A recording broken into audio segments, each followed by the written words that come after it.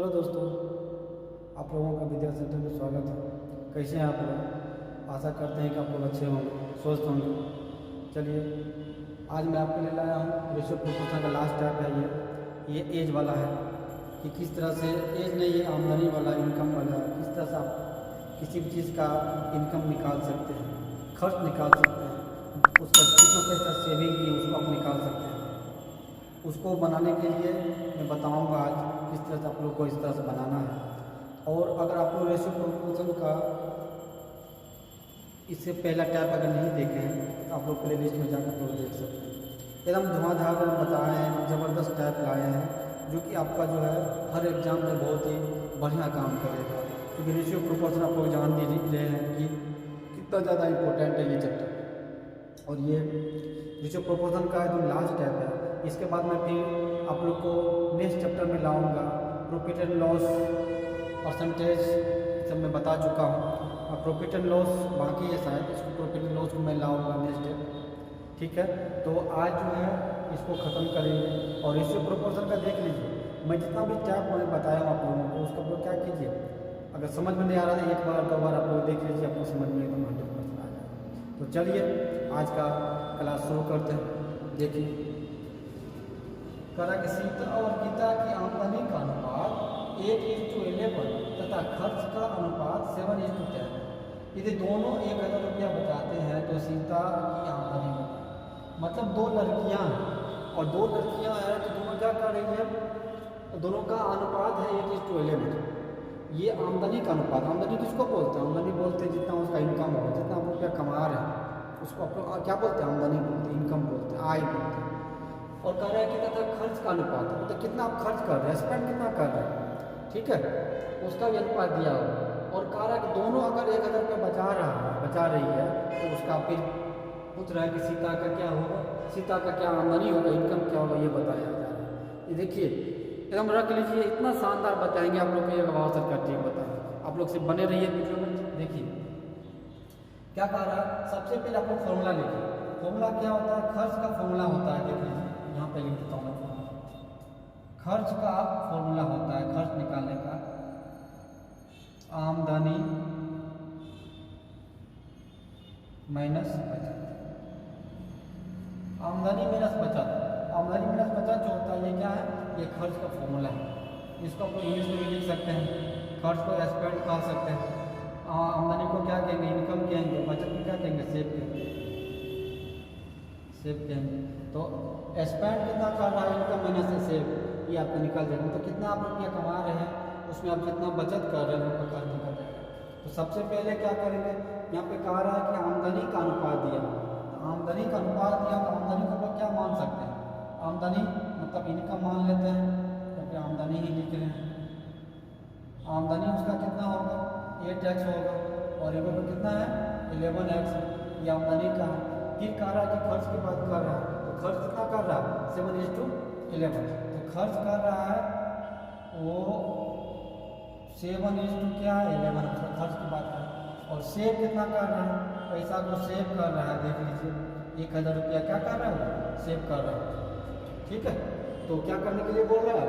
बोल रहा है सीता की आमदनी बताइए। सबसे पहले हम क्या करें, देखिए 3 चीज़ दिया होगा, 3 चीज़ में से आप क्या करिए। अब ऐसा नहीं कि एक फॉर्मूला लिखे खर्च होता है आमदनी माइनस बचत, इसी फॉर्मूला से आप तीनों का निकाल सकते हैं। खर्च निकालना पड़ेगा तो आमदनी और बचत लिखेंगे, बचत निकालना पड़ेगा तो खर्च इधर लिखेंगे, आमदनी। इसी तरह से सिर्फ बैठा के बना लेंगे। देखिए कैसे बनाते हैं।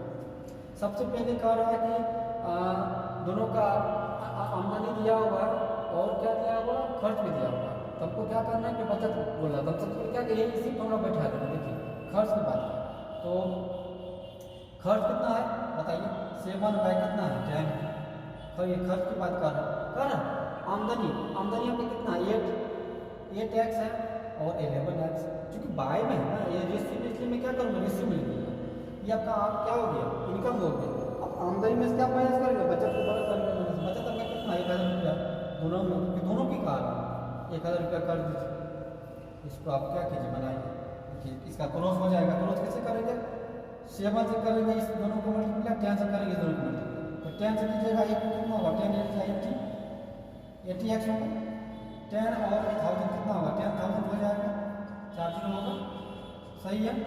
चलिए इसको चेक कीजिएगा, 7/11 क्या हो गया, 77x हो गया, और 1000 से कीजिएगा तो क्या होगा, 7000 होगा। तो ध्यान से समझिए, ठीक है। 80,000 क्या रहेगा, अपनी जगह पे ही रहेगा, ये आ जाएगा इधर 77x माइनस 7000 उधर है, रहने दीजिए उधर ही, इसको ले चलेंगे उधर प्लस हो जाएगा, कितना हो जाएगा 10,000 हो जाएगा, ठीक है।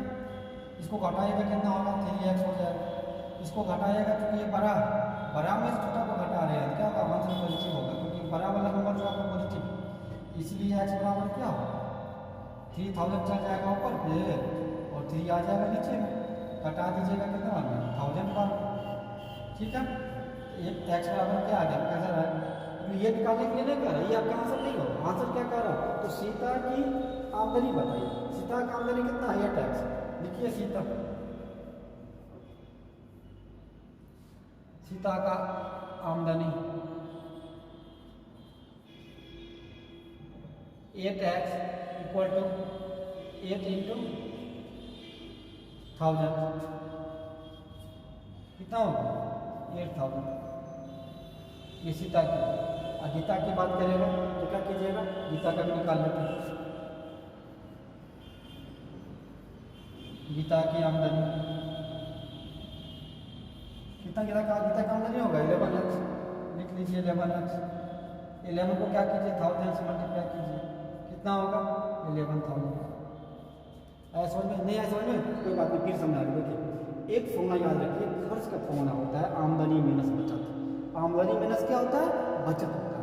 तो खर्च की बात कर रहे हैं, तो खर्च इसका कितना दिया हुआ 7:10 है, तो पहले मैंने क्या किया, खर्च लिख लिया। आमदनी उसका कितना 8x है, 8 आपका सीता की है और 11 आपका क्या गीता का, 8x तो पहले लिख 11x। बचत यहाँ पे दिया हुआ है, आमदनी माइनस बचत है ना, माइनस करते हैं दोनों जगह। बचत की बात करें 1000, दोनों देखिए दोनों का दोनों में 1000, दोनों जगह क्या 1000 कर दिए। अब इसका खुद सोल्यूशन निकाल दिए, सोल्यूशन निकालने आप लोग जानते हैं, 1000 आ गया। अब कह रहा है कि सीता का आमदनी कितना 8x, तो 8x को क्या 8 को 1000 से मल्टीप्लाई किया कितना हो गया 8000 हो गया। गीता की बात कर रहा था, तो गीता का आमदनी कितना हो गया 11x, 11 इंटू 1000 क्या 11,000 हो गया। अगर ये तो आपका क्या हो गया इनकम निकल गया, लेकिन इसी जगह पर अगर बोलता कि आपको उसका खर्च निकालना, तो उसने कितना खर्च करता, कितना उसने खर्च किया, तो क्या करते, कोई बात नहीं है। देखिए भाई इसी तरह से बनाएंगे, खर्च का फॉर्मूला क्या होता है, आमदनी माइनस बचत होता है, आमदनी माइनस क्या होता है, बचत होता है। आमदनी कितना हो गया, सीता का आमदनी कितना 1000 रुपये, ये मान लीजिए मैं खर्च की बात कर रहा हूँ 8000 रुपया, ठीक है। और बचत कितना कर रहा है, वो कितना बचत कर रही है 1000 बचत कर रही है, 1000 को क्या कीजिए माइनस कर दीजिए, कितना होगा 7000 रुपया क्या कर रही है वो खर्च कर, कौन सीता कर रही है।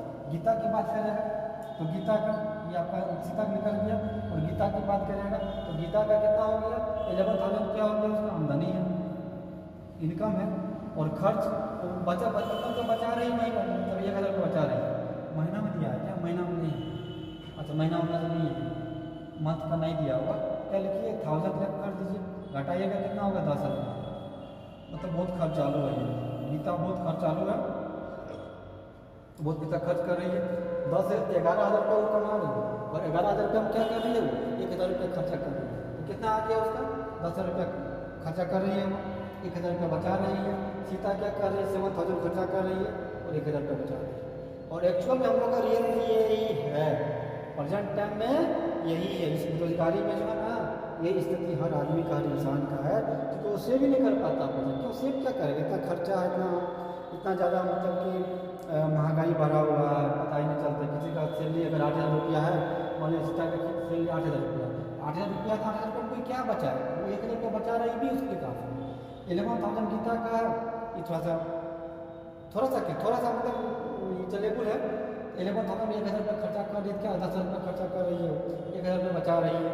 तो ये तो बहुत ही एक तरह से मैथ है ये, ठीक है, समझ में आके ये इस तरह से बनाया जाएगा, ठीक है। और मैथ का जो है मैंने आज क्या किया, रेशियो प्रोपोर्शन को मैंने आज खत्म कर दिया। और रेशियो प्रोपोर्शन जो है क्या करना है, अब मैं लाऊंगा नेक्स्ट वीडियो में आपका चलेगा प्रॉफिट एंड लॉस। या फिर नहीं तो कोई और चैप्टर देख रहे हैं उसमें से जो आपके लिए काम का लायक होगा, जो आपको बिहार SSC रेलवे बहुत सारा वैकेंसी आया हुआ है इधर, तो उसके लिए जो इम्पोर्टेंट होगा, जो चैप्टर कॉमन होगा, वही चीज़ मैं चैप्टर लाऊंगा। ठीक है, और आप लोग देख लीजिए इसको, अगर आपको प्रॉब्लम है तो जरूर कमेंट करके बताया कीजिए।